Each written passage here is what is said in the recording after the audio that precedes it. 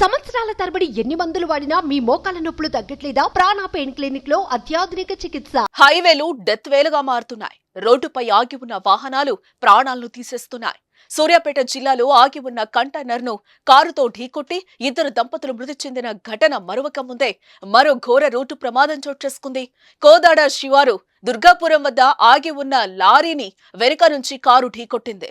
ఈ ప్రమాదంలో 6గురు అక్కడికక్కడే మృతి చెందగా మరో ఇద్దరికి తీవ్ర గాయాలయ్యాయి. మృతుల్లో ఓ చిన్నారి కూడా ఉంది.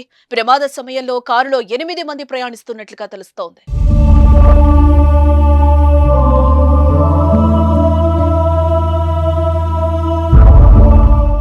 హైదరాబాద్ నుంచి విజయవాడ వెళ్తుండగా తెల్లవారుజామున ఈ ఘోర రోడ్డు ప్రమాదం జరిగినట్లుగా తెలుస్తోంది. అతివేగం, నిద్రలేమి ప్రమాదానికి కారణమని పోలీసులు ప్రాథమికంగా నిర్ధారించారు. మృతదేహాలను పోస్టుమార్టం నిమిత్తం సమీప ఆసుపత్రికి తరలించారు.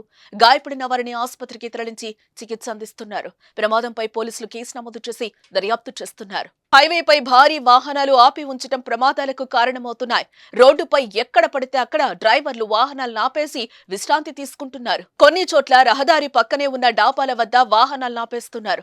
రాత్రి వేళల్లో కూడా ఈ ప్రాంతాల్లో వాహనాలను హైవేకు ఇరువైపులా ఇండికేషన్ వేయకుండానే పార్కింగ్ చేస్తున్నారు. దీంతో ప్రమాదాలు చోటు చేసుకుంటున్నాయి. 2 రోజుల కిందట సూర్యాపేటలో జరిగిన రోడ్డు ప్రమాదంలో కొత్త జంట ప్రాణాలు కోల్పోయిన విషయం మనకు తెలిసిందే. సూర్యాపేట జిల్లా మునగాల మండలం ముకుందాపురం శివారులోని పెట్రోల్ బంకు వద్ద ఆగి ఉన్న కంటైనర్ లారీని కారు ఢీకొట్టడంతో దుర్మరణం చెందారు. వీరి కారు వెనక నుంచి వేగంగా ఢీకొట్టింది. మృతదేహాలను బయటకు తీయడానికి 2 గంటలు శ్రమించాల్సి వచ్చింది. మళ్లీ ఇంతలోని ఆగి ఉన్న లారీని కారు ఢీకొట్టి 6గురు చనిపోవడం విషాదం నింపుతోంది.